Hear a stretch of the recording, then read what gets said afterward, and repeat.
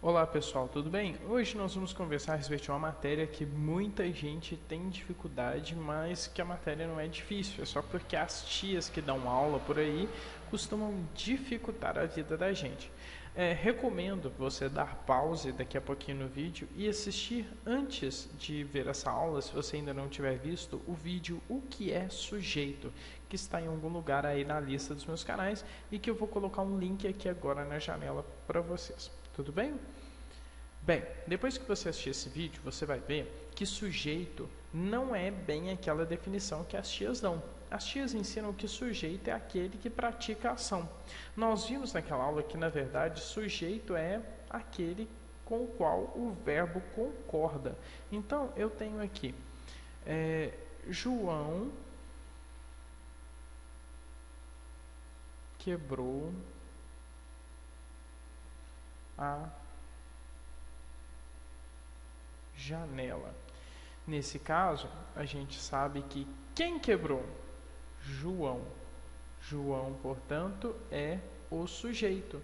Nesse caso, a informação das tias de que sujeito é aquele que pratica a ação prevalece, porque afinal de contas o João realiza a ação de quebrar. Nessa matéria, a gente aprende que todo elemento que pratica a ação se chama agente. Tudo junto aqui.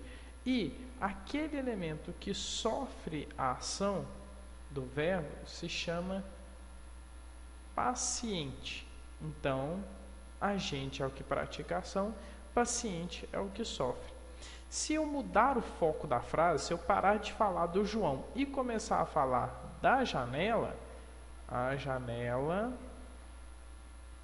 foi quebrada por João. Por João. Então, eu tenho que agora o sujeito passa a ser janela, porque afinal, quem foi quebrada? Não foi João, foi a janela. Então, apesar de a janela agora ser o sujeito, o agente continua sendo João, porque afinal de contas, João pratica a ação. A janela continua sofrendo a ação, ela ainda é o paciente. Então eu tenho no primeiro exemplo um sujeito que é agente e no segundo exemplo um sujeito que é paciente, ou seja, um sujeito que pratica a ação no primeiro exemplo e um sujeito que sofre a ação no segundo exemplo. Então, o que a gente pode definir? Que todas as vezes que eu tiver um sujeito que estiver praticando a ação, eu tenho voz ativa. Todas as vezes que eu tiver um sujeito que sofre a ação, eu tenho voz passiva.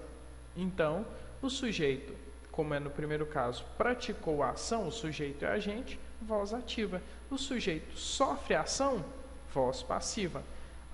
Detalhe muito importante.